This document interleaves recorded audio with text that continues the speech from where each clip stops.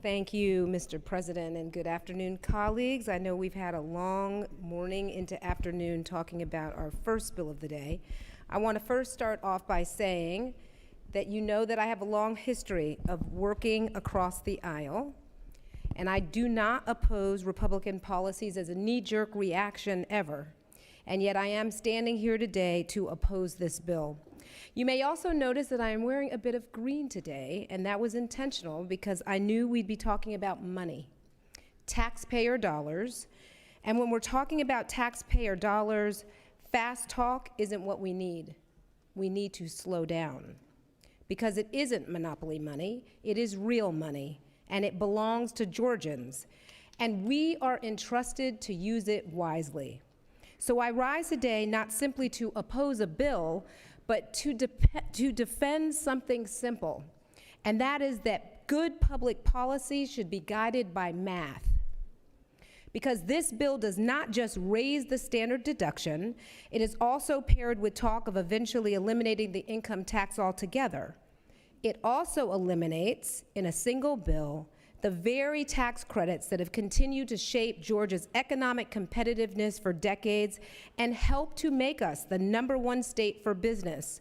Perhaps you've heard that before. It is our golden talking point.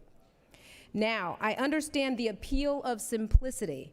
Raising the standard deduction sounds clean, it sounds fair, and it does sound like relief, and relief matters.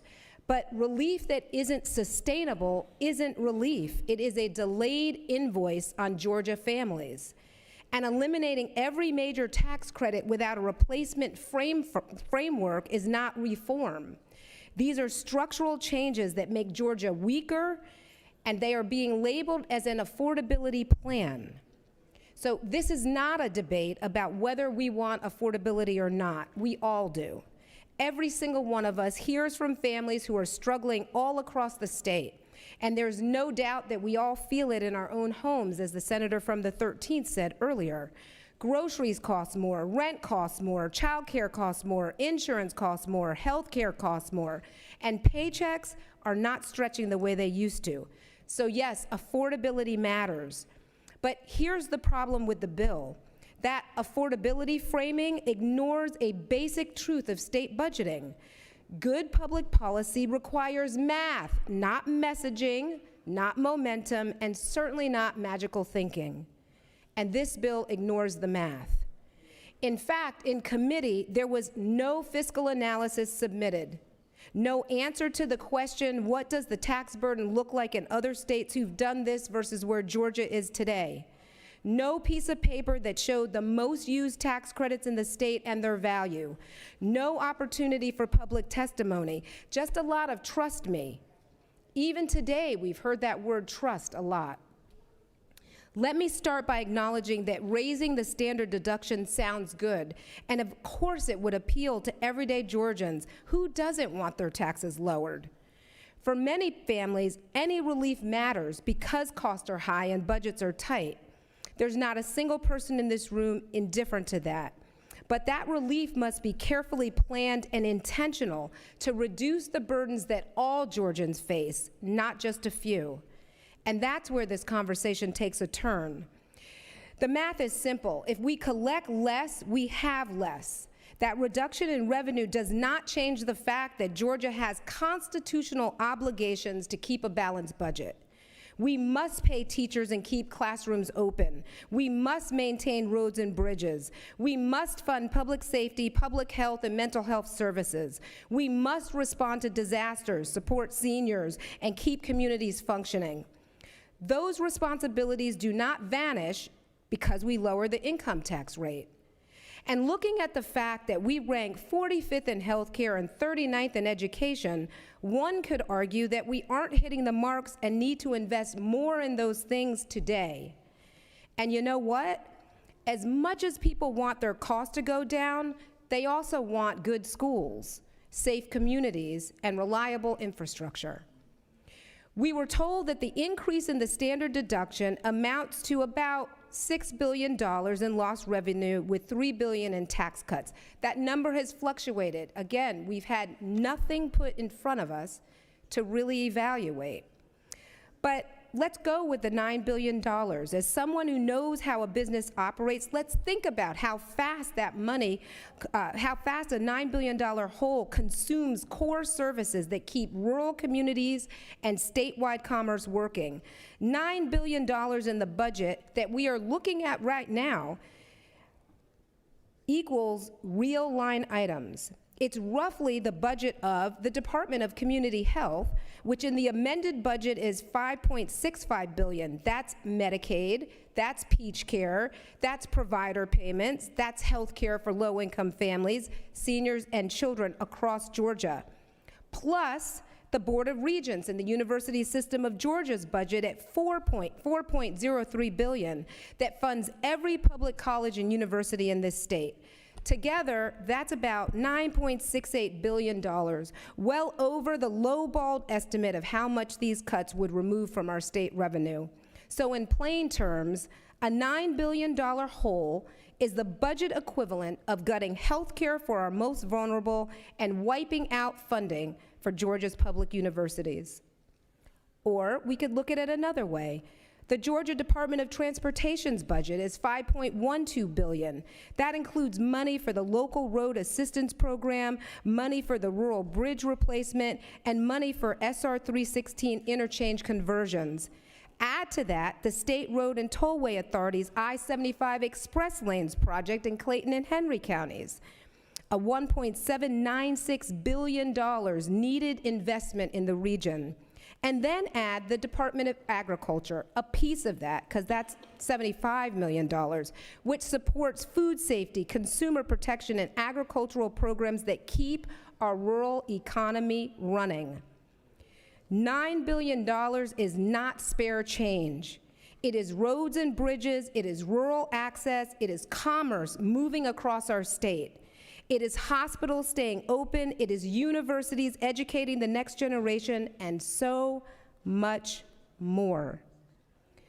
This bill creates a hole in the budget that would eat through our entire reserves long before you even get to 2031 when the tax credits expire, and we hope business is still here to pay us in full.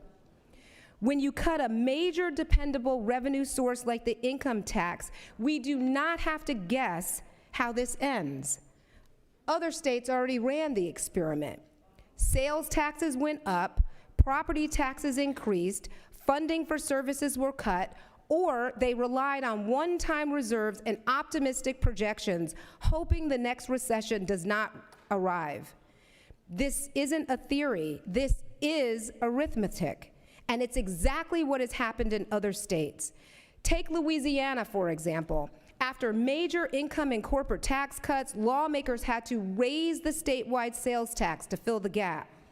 The most famous cautionary tale is Kansas, where sweeping tax cuts created deep budget stress and painful consequences for public services.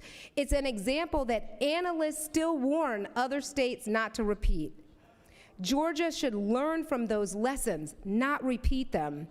Revenue reductions do not vanish obligations. They shift costs.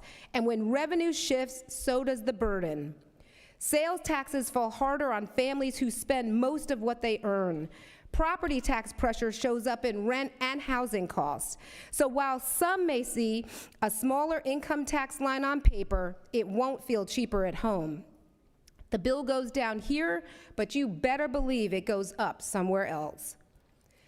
Big permanent income tax cuts don't lower the price of milk or diapers. They don't make rent cheaper. They don't pay for your child care.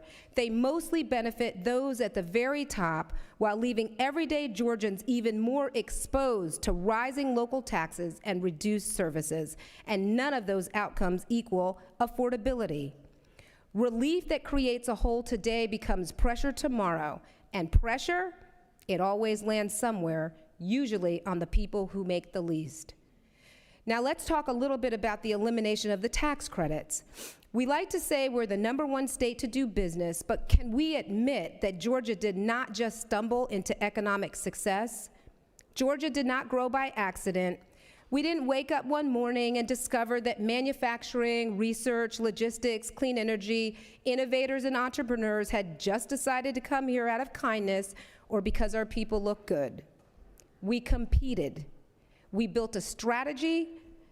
Am I done? We created targeted tax credits, not as favors, but as tools to compete against other states, to attract investment, to drive job creation so Georgians can go to work. Those credits were strategic, and they brought production to smaller and big cities, supported research and development, helped rural communities attract industry, and encouraged redevelopment in the neighborhoods that needed them most. And make no mistake, they're signals to industry, investors, families. When we say Georgia offers this incentive, we are saying we want your business, we want your jobs, we want your innovation. So what message do we send them when we eliminate them? Other states are already sharpening their incentives. States like Texas and North Carolina are eagerly awaiting passage of this bill more than anyone else. Today, we are being asked to erase that plan in one vote. And actually, let me just say that in a different way. The majority caucus has been in charge for well over 20 years, and all of a sudden now these credits are corporate welfare and have been bad for Georgia. These are your tax credits as much as they are ours. You better stand by them or don't take credit for the success they've generated. You really want to run away from credits that have brought us jobs and millions and billions of dollars in investment in our cities and counties? I'm going to fast forward because I don't know if I'm actually. So Georgia did not become competitive overnight. You can't, I'm going to close it up. Okay. You can't remove every tool at once without putting the state at risk. If reform is needed, let's reform precisely. Let's evaluate rigorously. And I'm not defending every tax credit. We do need them. The Democratic caucus would love to work with you on a plan toward affordability. There are many other things that we can do. The math deserves better. Relief should be real, reform should be strategic, and taxpayer dollars deserve our discipline. This vote may pass, but history will record whether we exercise foresight or impatience. Thank you, Mr. President. I'll yield for questions if there are any. No questions, Senator. Thank you.